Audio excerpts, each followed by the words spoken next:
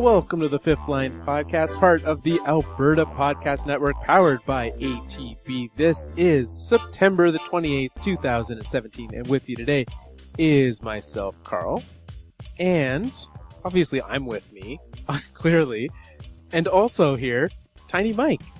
Hello. Joel just didn't show it. He's like, I already recorded a Fifth Line earlier this month. You guys chatted about some fights or something. I didn't listen. And he was like, I'm done. I'm not showing up tonight. Where is he? He is actually, fun fact, Joel is at a very special event with his son. Oh. And probably his wife too. But the reason is because it's with his son. He is actually at the Toronto Raptors practice in Victoria, British Columbia tonight. Wow.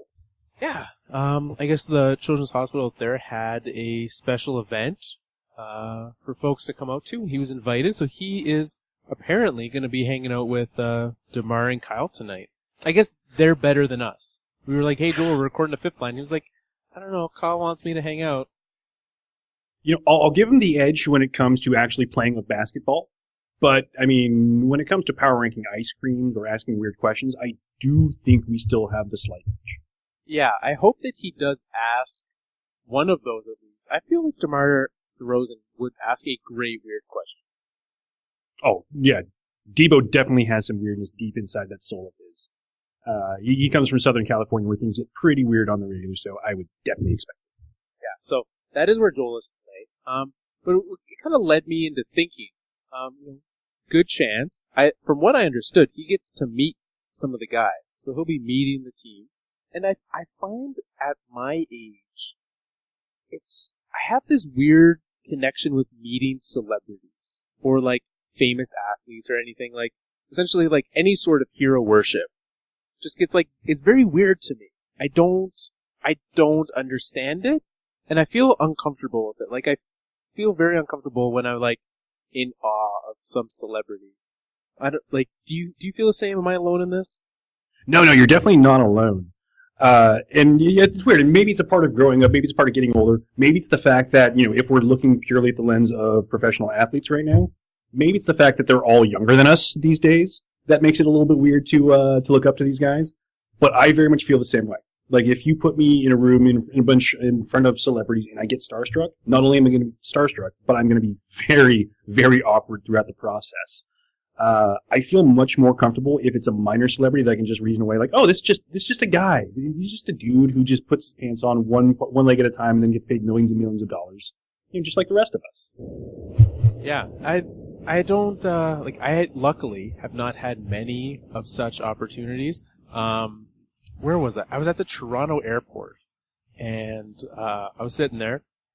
It was actually just about this time of the year, because I remember it, because I was having a pumpkin-flavored beverage on my way there. But over my shoulder was Mr. Ryan Stiles, formerly of Whose Line Is It Anyway? Formerly of the Drew Carey Show. And I was like, so my wife was like, "What? Go say hi." I don't know. He's over there eating. Like, he's just having a beer with a buddy. I don't want to go interrupt him. Now, on the flip side of it, when in your hometown of San Francisco, I did not interrupt someone's dinner. I did, however, interrupt Kevin Pillar of the Toronto Blue Jays breakfast with his wife. Because I was like, that guy, I know that guy. I know who that is. Went over and said hi over breakfast. Wife, quite gracious of the fact that I interrupted breakfast.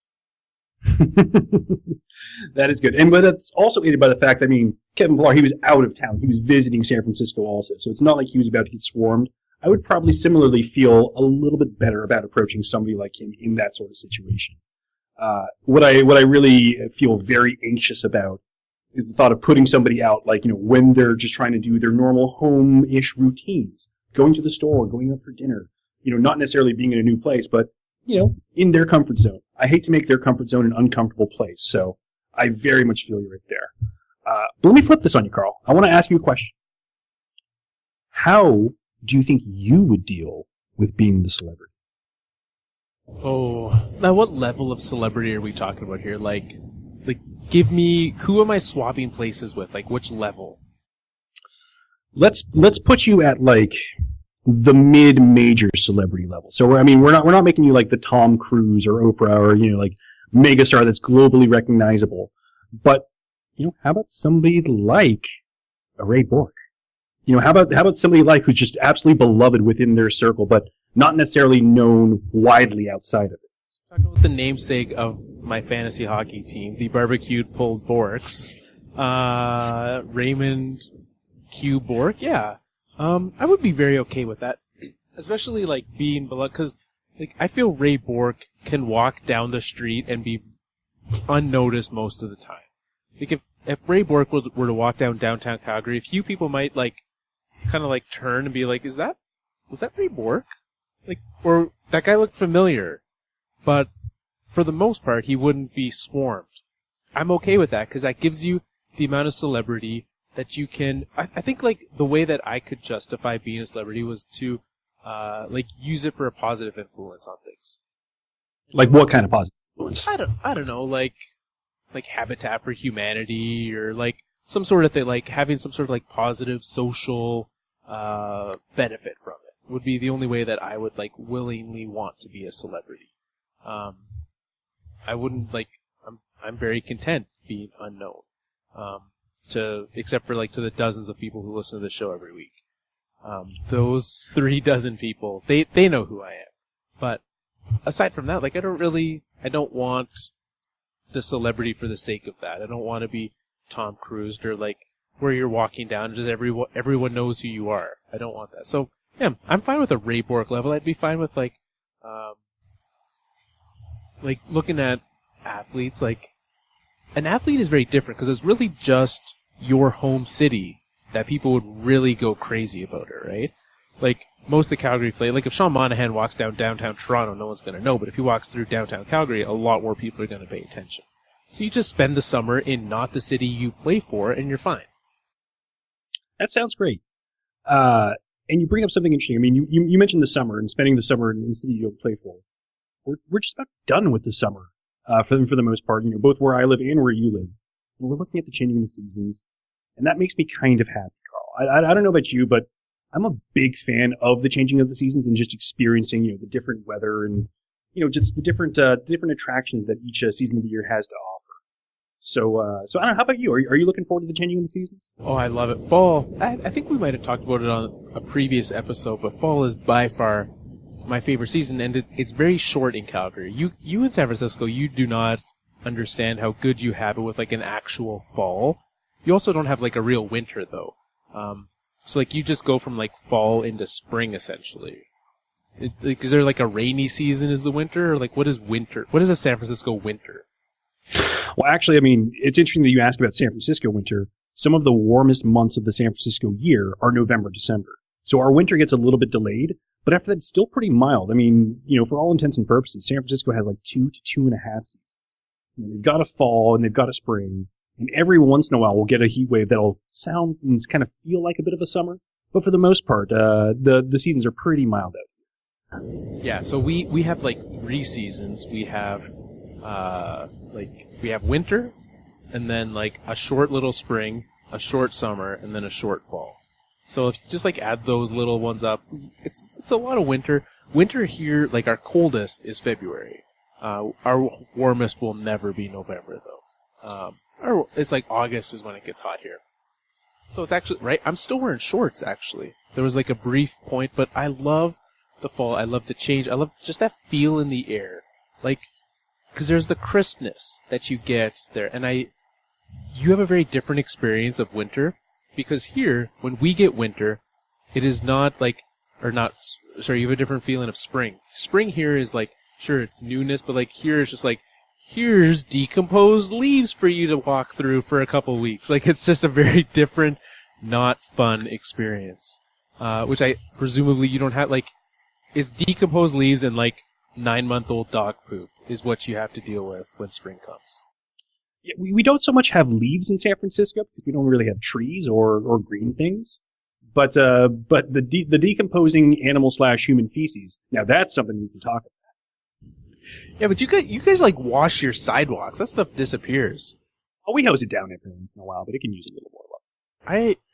That's something that I've never seen in Calgary or anywhere. San Francisco is the first place I have ever seen just everyone washing sidewalks. what's like never ever seen that? What's the story? I mean, the story is, for anybody who doesn't know, San Francisco, on a bit of a serious note, San Francisco does have a very pronounced homeless issue. So it's warmer. It's a very liberal-leaning city, so we have lots of programs in place to help the homeless. Lots of shelters, lots of taxpayer deferred programs that are meant to benefit the homeless population, keep them alive, keep them warm, keep them medicated, keep them with fresh clothes and supplies whenever possible. So it's great. But the downstream result of that humanitarian effort is there's a little bit more detritus to clean up. And oftentimes that detritus is left falling out of human bodies directly onto the sidewalk. So we do have a lot of people who go around power washing our concrete. Because Lord knows sometimes you see the stuff lying around and you just feel it seeping into the soles of your shoes and up into the skin that way. So even though it's not the funnest thing to talk about or to see happen, I very much appreciate the fact that there are those people who walk around with their power washers and make sure they keep our shoes as poop-free as possible. Well, now I've learned something valuable. Because I always found it very interesting because you mentioned the liberal leaningness. You go into places in San Francisco and they no longer offer you like complimentary water. You have to ask for it. But then they're also like just power washing the streets. That dichotomy did not make sense to me. It's like you don't get drinking water, but this sidewalk gets unlimited. So there you go, makes sense. Anyways, fall, love fall. The seasons, the food. The food is what, the food, the sports. Like there's nothing better than sitting down Thanksgiving weekend, which in Canada is like 2 weeks away to turkey and pie. Sitting down, watching some football, spending the time with family, and like, it's the end of the summer busyness where like everyone's out doing things, and I love that. I love being outside. I love doing things, but like now it's where people are around more. They're not off traveling. They're not vacationing. People are around. You can reconnect with those people who spent a month traveling Europe or whatever. You can do those things throughout the fall. And pumpkin pie, Mike. Pumpkin pie. I will take all of the pumpkin pie. I agree with you. No, I love fall. I love the changing of the colors. I love the fact that people are more around. I like the time with family. I should say I love the time with family. I don't want to be heartless. But also, I love a little bit of the cooler weather. Joel and I mentioned in our episode of The Fifth Line when we talked about the fight that we were suffering through a heat wave and we had to go pound some ice cream to get ourselves cool. Fall, not an issue. You know, you're naturally a little bit cooler. And you get to wear a little more clothing. And with that comes the fact that people are a little bit slower to realize that I've put on a lot of weight over the past couple of years because I'm wearing a nice chunky sweater over it all. Someone sent me a meme the other day, and it was of everyone's favorite fat bear, Winnie the Pooh. He said, "Summer body not ready, winter body already here." And that's me. I didn't get into summer mode, but man, I am ready for winter. I am fully insulated and ready to go. I over-prepared this year. Yeah, exactly. And like the fall fashion, I know you are in a relationship. Your girlfriend, when you met, like was her clothing something that, like, you know, I've only seen select pictures. I've heard your wonderful girlfriend's voice many times, but like, is she? Would you consider her fashionable? And if not, lie. Luckily, I don't have to lie. I am very lucky to be dating a beautiful girl who has far more fashion sense than I do. So she's dragging our whole relationship forward in terms of not being embarrassed. That's good. So would you say that you were attracted to her because of her clothing choices? Yeah, you know, she would wear clothes from like a lot of the more popular places in the mall. I really thought it was great to see her fashion choices. But, you know, I do have an issue. So, when Zoe and I met, it was in the winter, which is fantastic. You know, I love the winter. I love the winter time. I met. It's actually during a blizzard. Actually, we met during a blizzard. Yeah, and you guys provided all the heat you needed. Anyways, so Zoe and I met in the winter time. But you know, there's another type of girl that I also used to like, Carl. I used to love the summer girls. Is Zoe? Would you not consider her a summer girl? Well, this is the part of the podcast where I hope Zoe pauses and stops listening for about 15 seconds.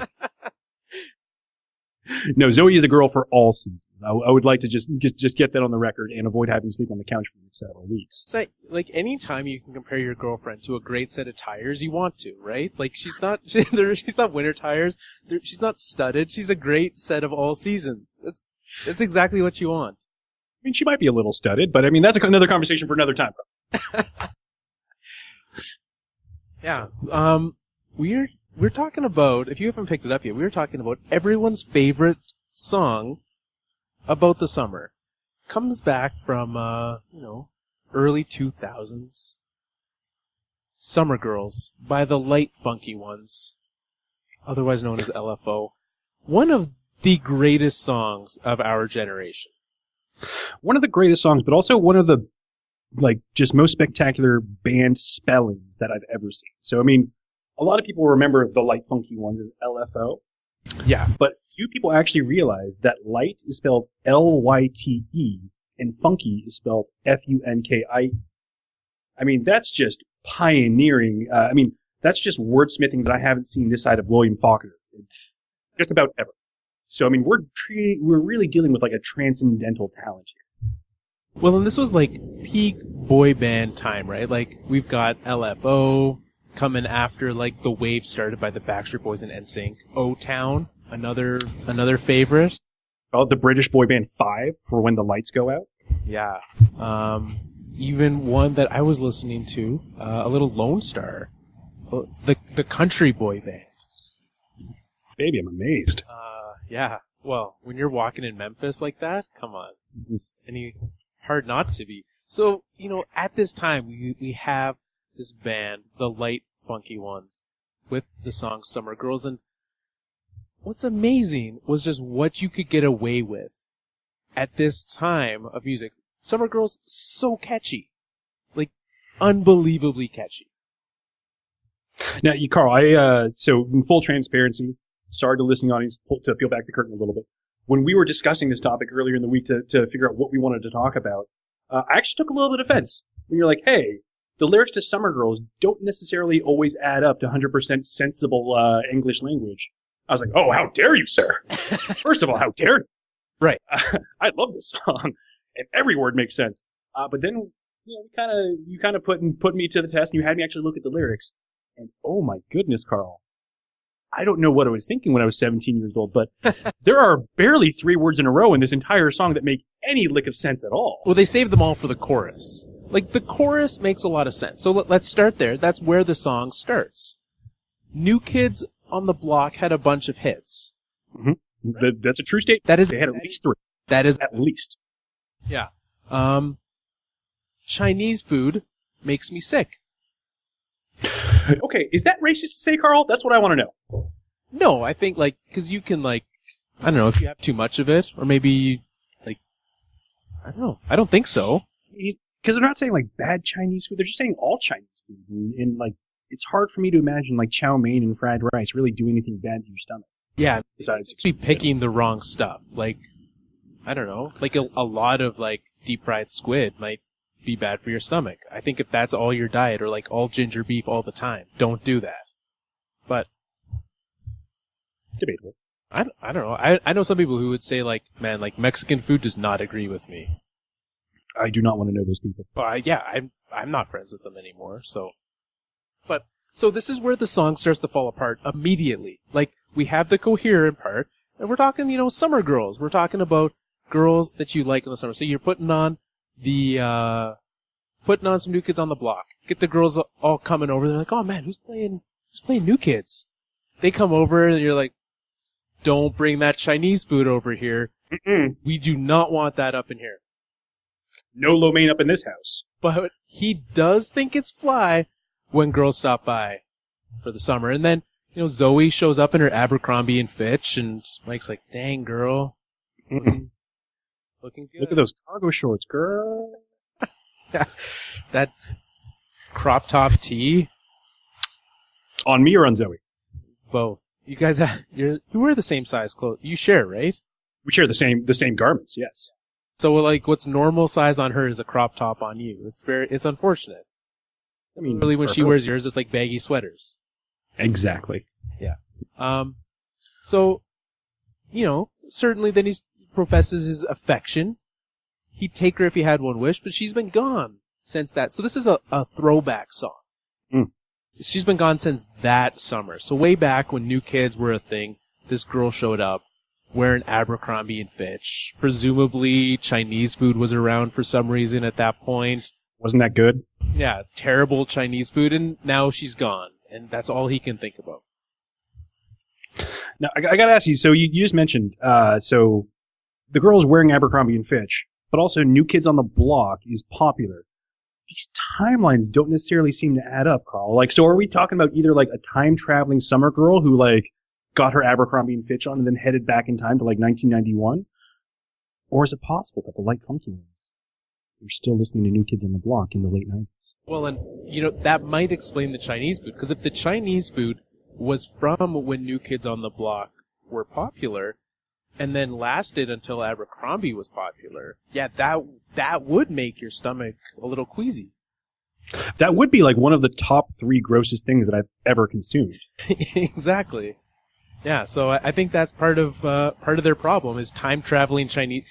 Chinese food is notorious for not withstanding the test of time travel. It just doesn't work through the particle accelerator. So just don't do it. It's something that every single time traveler knows. Carl, every single last one knows that you do not bring Mongolian beef into the time travel machine. Exactly. And it gets everywhere. It's sticky. Sweet and sour pork does not work. Oh, there's ponzu everywhere.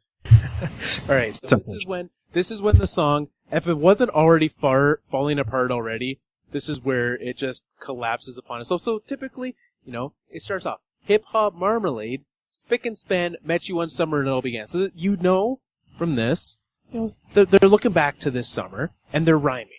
They're going through the rhyming pattern. So span began. Let's do this. We've got the premise, and it's So you're the best. But it doesn't get any weirder than that, does it? Like that's pretty out there. So like that's the far reaches, and like we're gonna like come back towards the middle of normal, right? Like hip hop marmalade, spick and span. Is it the weird? No, it's actually not.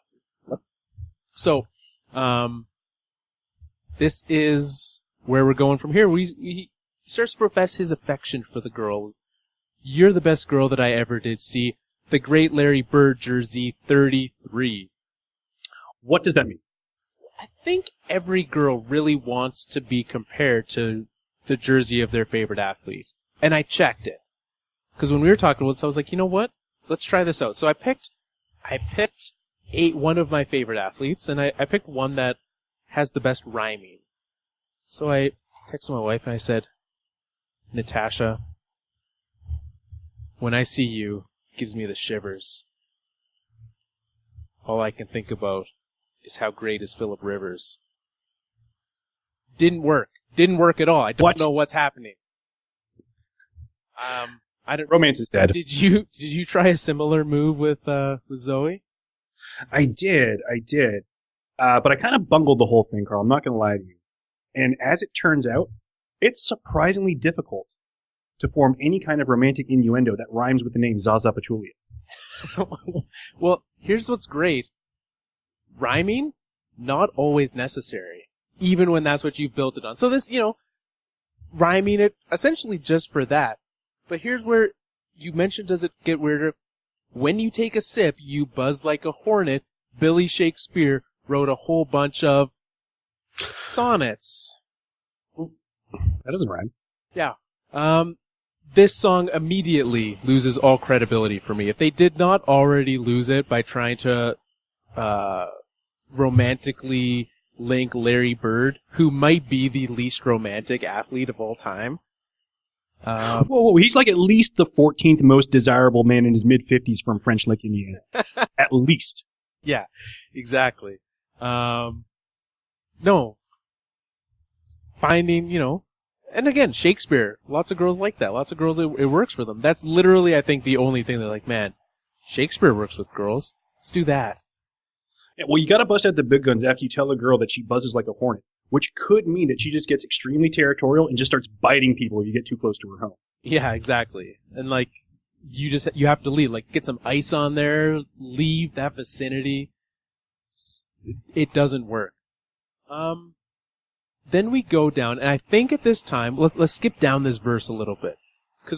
what really starts making me, like, not at all interested, and it's, again, the timeliness. This song did not age well for this one reason. Macaulay Culkin wasn't home alone is one line where, like, you've seen pictures of what Macaulay Culkin looks like now, right? Oh my goodness. He looks like some sort of cross between Skeletor and the last remaining groupie of Def Leppard. Yeah. And so when I picture Macaulay Culkin, I don't picture him from Home Alone. I picture, like, modern day Macaulay Culkin. Yeah. Which yeah, he was, if he's home alone, just leave him there. Talking about people who poop on the sidewalks. Yeah, so now, when I met you, I said my name was Rich. Is there anyone in the Lyte Funkie Ones actually named Rich? There actually is. As much as I wish that that was a complete makeup, the main auteur of their songs was a gentleman named Rich Cronin. So he's one of 3 members of the Lyte Funkie Ones, along with Devin Lima, who was born Harold.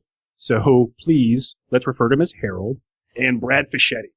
Okay, so do you think, again, we know their propensity for rhymes. Do you think that Richard only chose this song to be about a girl wearing Abercrombie and Fitch because it is the only clothing style he could think of that rhymed with his name? Carl, I got to admit, that does sound completely like a move that a dick would make. This is no longer time travel. It's just laziness. Absolutely. It's just sheer narcissism at this point. I think it goes on from there, continues on. At one point, they talk about how he likes Kevin Bacon and also hates Footloose. I don't understand how that doesn't compute. I mean, it's entirely possible that he's just a ginormous fan of the movie Hollow Man, but we don't know that. You got to let the audience know these sort of things so we can have context, Rich. Come on. I mean, Cherry Pants Coked, Crushed Rocks Till I Boogie. What? Like, are we talking like pop rocks or like narcotics rocks? I don't know, but I'm still even confused by Cherry Pants Coke. I believe it is actually Cherry Pez. I'm not sure. Google Play Music has Cherry Pants. Okay, mine has Cherry Pez. Do either one of those make sense, though? At least like candy, a beverage. But are you putting Cherry Pez in the Coke? Is that a thing? Like Mentos and Coke? Is that technically drugs at that point? That might lead to Rockstar Boogie, yeah. Ooh. Yeah, so this song, he loved New Edition, but hates Kevin Bacon. Like I'm not against New Edition, but come on. His affections are all over the map. Mm-hmm. Mm-hmm.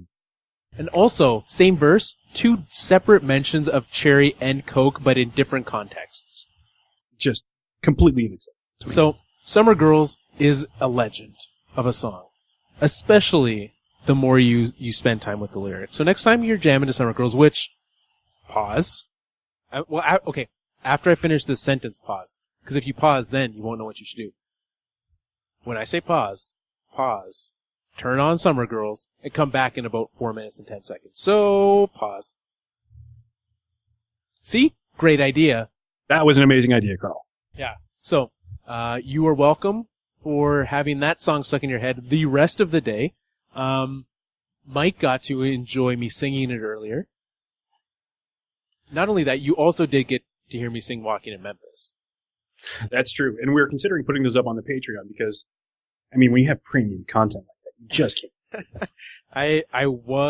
There's a chance I was recording at that point, yeah. So, Carl, Canada exports a lot of worthy things. Universal human rights, the idea of a UN peacekeeping force, poutine. All right, but one of the country's greatest exports, at least in my opinion, beef. And I'm not just talking about obnoxious backpackers with Canadian flags sewn onto their packs who insist that they aren't American. Guilty as charged. Wait, I'm talking about you're not American. Like you are American, I mean. Yeah, but if I travel abroad, I will absolutely claim to be Canadian, and I will actually like bring up a picture of you and be like, look, this is my friend. Look, this guy wears plaid in the summer in the summer, that's as Canadian as it gets. Right? That's what I thought. All right, anyways. I'm talking about the kind of Canadian who decides to leave the country to do work in another place and bring their culture. No, they choose to leave and live elsewhere. And with any luck, they learn a lot about other cultures and bring the very best back with them eventually. So the podcast Expats is both a celebration and examination of the lives of Canadians living abroad. It's about viewing the world through the eyes of our fellow Canadians, at least for now. It's very possible the Expats will grow into something that celebrates all the wonders and strangeness of cross-pollination between countries. But for now, we're talking about the majesty that is Canadians living abroad. Find us at the Expats, expatspodcast.ca. That's Expats, a podcast about Canadians living abroad, hosted by Adam Rosen. That is one of the many great podcasts at the Alberta Podcast Network, powered by ATB. Head over there and check it out. You can learn about all sorts of Canadians living abroad. So once, okay, pause and listen to Summer Girls again. And then, there's something that happened in the San Francisco area, and we mentioned on the fourth line earlier this week, the issues recently on social media with some athletes, and it's very different. So we talked about the Joffrey Lupul issue and his complaining about the fact that the Leafs would not let him play, that he failed a physical when he actually didn't, and now they're going back and saying, well, no, I was wrong, I'm sorry, blah, blah, blah, blah, blah. But then, there's a much bigger, much more surprising thing. Do you want to you probably know better than us. What is Kevin Durant doing on Twitter? Well, to put it succinctly, Kevin Durant is doing on Twitter exactly what everybody else does on Twitter. He's acting like a complete internet troll. He has alternate accounts that he is using to yell back at the internet trolls who are yelling at him, trying to defend his decisions to leave the Oklahoma City Thunder and go over to the Golden State Warriors. So this was discovered just about a week or two ago. Kevin Durant was seen in his actual official verified Twitter handle responding to kids on Twitter saying things like, man, KD should have left the Oklahoma City. Look at what he had. He only had Billy Donovan and Russell Westbrook. He's not winning any championships with those cats. And it just looked a little weird. It's like, why is Kevin Durant referring to himself in third person and trashing his old coach and teammates that he usually very publicly defends? So there was a little bit of a internet investigation that went on, and it was, I hesitate to say proved, but it was asserted with a lot of circumstantial evidence that Kevin Durant has alternate Twitter accounts that he uses to combat internet trolls and champion his own narrative. And this netted him tons and tons and tons of criticism from both the basketball and Twitter world.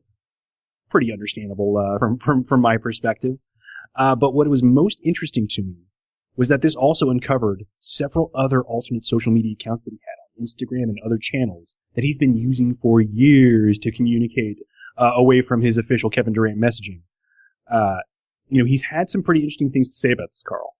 And, part of me wants to really believe him and lean into this.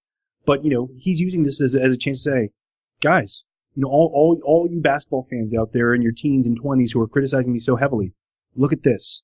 This makes me one of you. I'm in my late 20s, just like lots of you. I care too much about what other people say about me, just like one of you. I'm still really figuring this whole life thing out, just like one of you, and I'm not doing it perfectly yet, just like one of you. Now, I think that's a pretty powerful message, but I'm still not sure that I fully buy in and believe it. I don't think of this as Kevin Durant's opportunity to show that he's just one of us. I prefer to think that this isn't making a profound emotional impact on him and that he just got caught slipping, just like so many people do, trying to take advantage of the anonymity of Twitter and social media to say the things that he really wanted to say, but just can't for the sake of most PR reasons. I don't know. What do you think, Carl? I find this very interesting, and I don't consider this a slip. It's not like a momentary accidental thing. There are a lot of things like in the heat of anger, you may say something that you regret. I can buy that as a slip. Oh, I can feel you. So, Carl, one time I got really pissed off, and I told somebody that I do not like girls who wear abercrombie bitch. Oh, are you serious? It's a dark period in the life of Tiny, but it may have happened. That is the most unfortunate of things. So in that moment, I wouldn't blame you if you were like, I'm sorry, we've all been upset at someone come back and been like, man, I was having a bad day. I was, whatever number of reasons, and most people will understand, like, oh, okay, yeah, that's what happened. You're just, accept your apology and carry on with it. But, like, the intentionality to go out and create a new Twitter account. This Twitter account was not just, like, a nothing account. It wasn't an egg account. This account had logos, a profile picture. That's the word I'm looking for. Like, he went through the effort. This was not like an accidental thing. He wasn't like, oh, I'm so angry, I'm gonna go, like, create this profile right now and go do it. No, this was something he's been doing for some time. There's post history in there. Like, yeah, like, this account, I believe, has posted about non-KD things before to assert some sort of normalcy to the tweet patterns. A KD fanboy. I like to think that KD curated an entire personality around loving restaurants and being a fan of, like, classic French films just to throw us off his scent when he starts trashing his former teammates and coaches. Yeah, there's so much. So certainly this is not a slip. It may be a slip in judgment, or like, okay, now that you've pointed out to me, or now that I've been caught, this is wrong. I think a lot of things people do, you're like, oh man, this is totally something that's okay to do, and then someone catches you doing it, and you're like, yeah, like, you're picking your nose at a traffic light, totally okay, until someone watches you. You're like, okay, maybe I should. All right, but what do you do at that point? If somebody catches you doing something embarrassing, how do you personally respond, Kyle? Well, when it comes, like, if it's particularly nose picking, mm-hmm.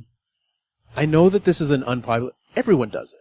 Just some people, like, do it at, like, the privacy of their home, whatever. But, like, to a degree, pretty much at some point, everyone picks their nose. Like, you just have something that you need some aggressive tactics to get out. You just own that 100%. Exactly. Like, you hold that eye contact and you finish the job. That is the only way to respond. I don't even do that. I just act like I've been there before. Like, I just, like, what? There's nothing to be ashamed of here. Like, it's not like I'm doing anything that's shameful. I'm just living my life, just being me. Yeah, Carl, as with all things, celebrate a touchdown, scoring the game-winning goal in the Stanley Cup, picking your nose at a traffic light. You just got to act like you've been there before. Key to life. Exactly, yeah. So that's the message I live by. So, where was I? What was my point? I had a point. Yeah, you like to pick your nose. I think that was the point. No, but getting Carl called out on something embarrassing, as happened to Kevin Durant. Right. Yeah, so this was an intentional thing that he clearly had been doing for some time. You have to own it. And, like, sure, so someone might point it out to you. This is now an unacceptable thing, and you're like, man, like, yeah, you might be right. I might have crossed a line. So now that some light has been shone on it, sure, he might regret it for that reason, or just like, oh shoot, I got busted. I wish I hadn't done that, because now I'm caught. Yeah. Most likely the reason. I'm not going to speak for Kevin. I have never met him. I'm not Joel, who's just hanging out with basketball players, right? Like, just day in and day out. Yeah, I'm not just like, I don't know, maybe he should ask Kyle if he has any secondary accounts. Yeah, Joel, take that picture of Muggsy Bogues and you ask that short basketball man just what's going on social media. Exactly. How many Twitter accounts do you have? But on the flip side, if that was me, like, I know I have created a Twitter account that is not me. And, like, not just, like, yeah, obviously I have the podcast account, but, like, I've created non-purposeful accounts for various reasons. Nothing that I still use or anything like that, but, like, I'm pretty sure if I was a professional athlete, I would 100% do that, because that lets you have that anonymity where you can talk about the basketball game and no one's going to judge you for it. You can talk about how terrible LeBron is and no one's going to be like, man, did you see bulletin board material right there? You can just, like, share your thoughts. Anonymously is the word I was trying to use there. Is that a word? Yeah, it's to be anonymous. To have anonymity is anonymously. So when I hop on Twitter, when I get home from a tough day at work and I just feel like lighting somebody up and just releasing my vitriol out into the ether, and I log into carllandra2 at twitter.com. Yeah, that's what happens. You do. You just go and you just unleash all of your political hot takes on the world. Yeah, when I log in as MGTorres16 on Twitter, that's what. How dare you, sir? Look, I work with what I've got.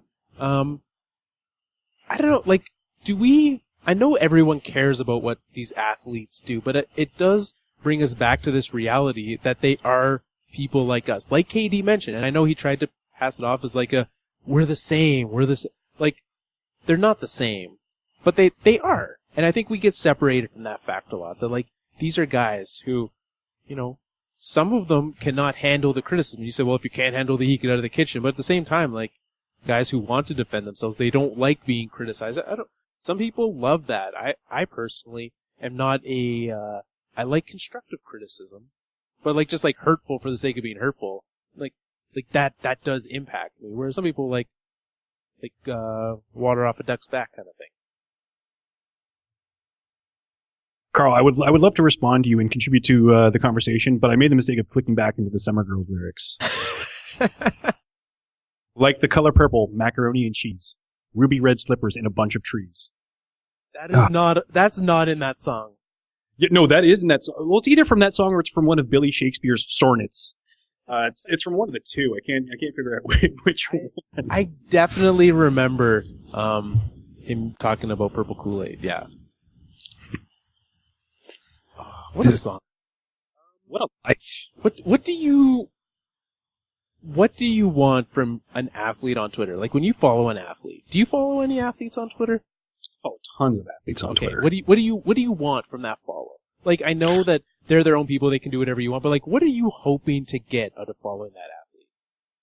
All right, so maybe this is like just part of the evolution of life and wanting different things as you get older. When I was younger, I probably would have wanted an athlete just to cater to my whims and my tastes. You know, like, say things that I like, say things that I think are funny. I don't care if it actually comes from your mouth. I just want your brand to be in line with mine.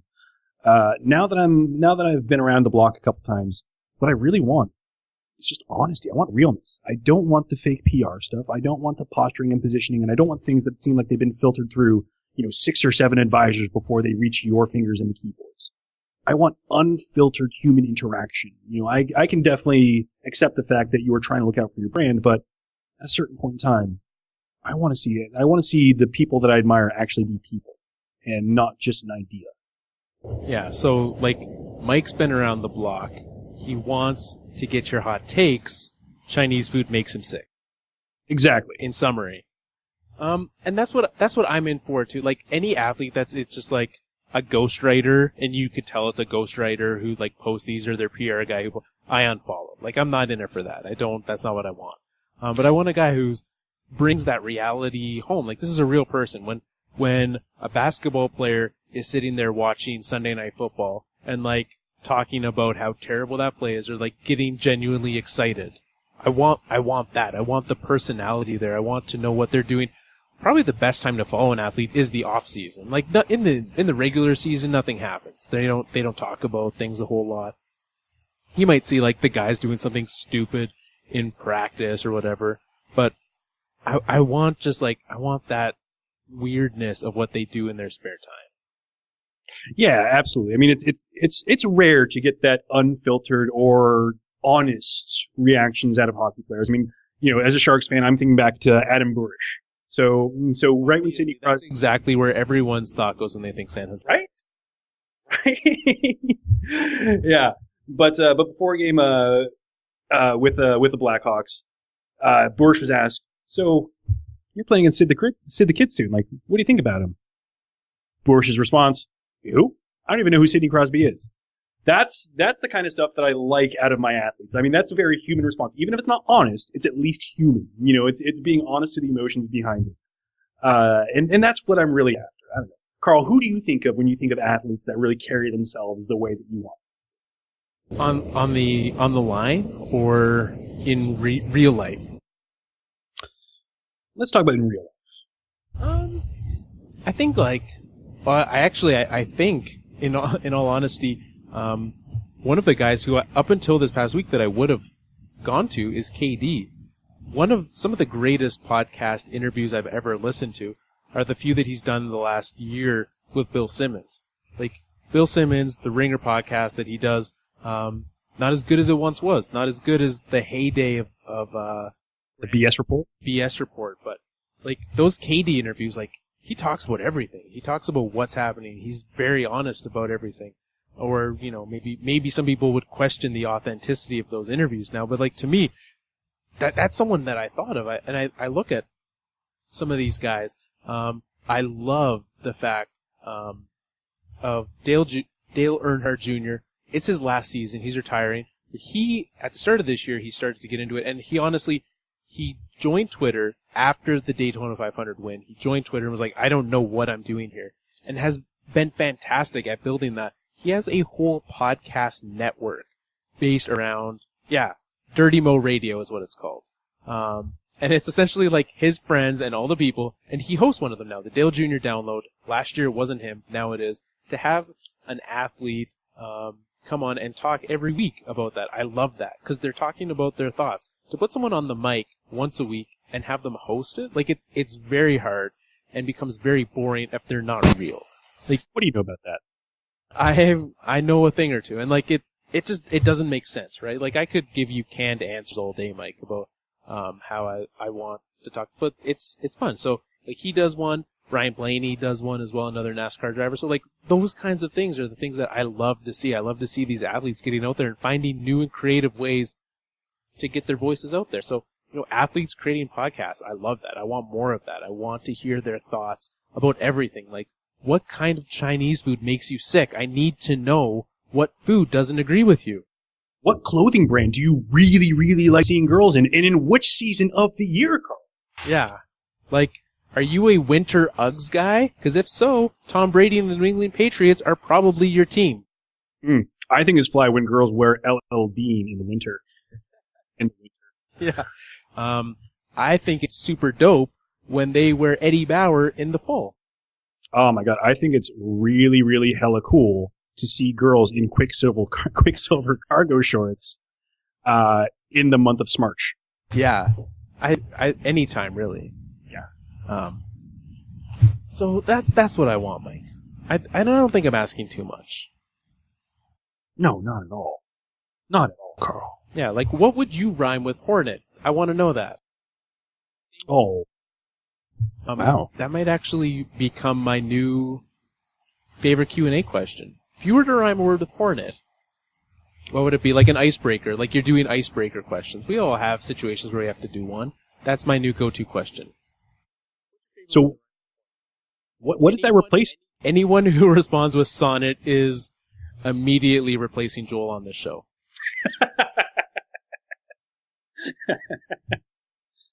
I think that's very fair. Yeah, he's not here. Can't veto it. Yeah, hope you're enjoying Kyle Lowry, Joel. Yeah. You're now replaced by Hank. Not son, but Hank, the guy from down the street who just randomly knows the lyrics to Summer. Yeah, exactly. Well, Mike, this has been a great show. Why don't we let the folks out there know about the Alberta Podcast Network, a great show, a great network, where you can find out. We officially had a launch party for it yesterday, actually. Unfortunately, it was in Edmonton. We weren't there, but it is officially a thing.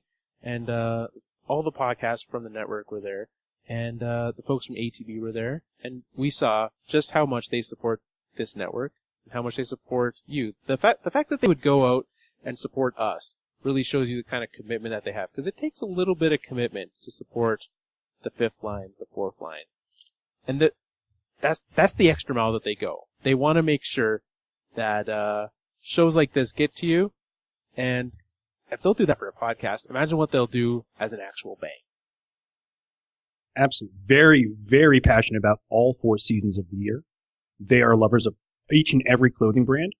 And fun fact, not made sick by any type of ethnic food.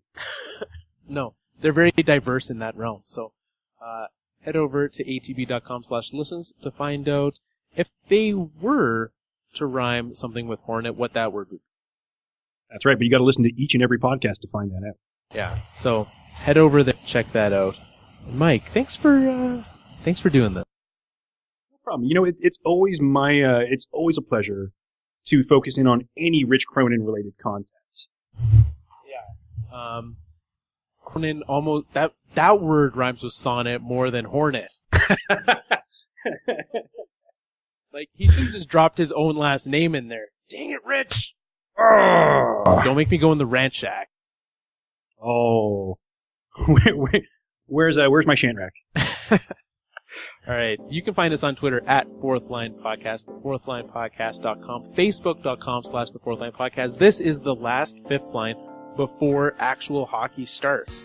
We started the fifth line in the summer, and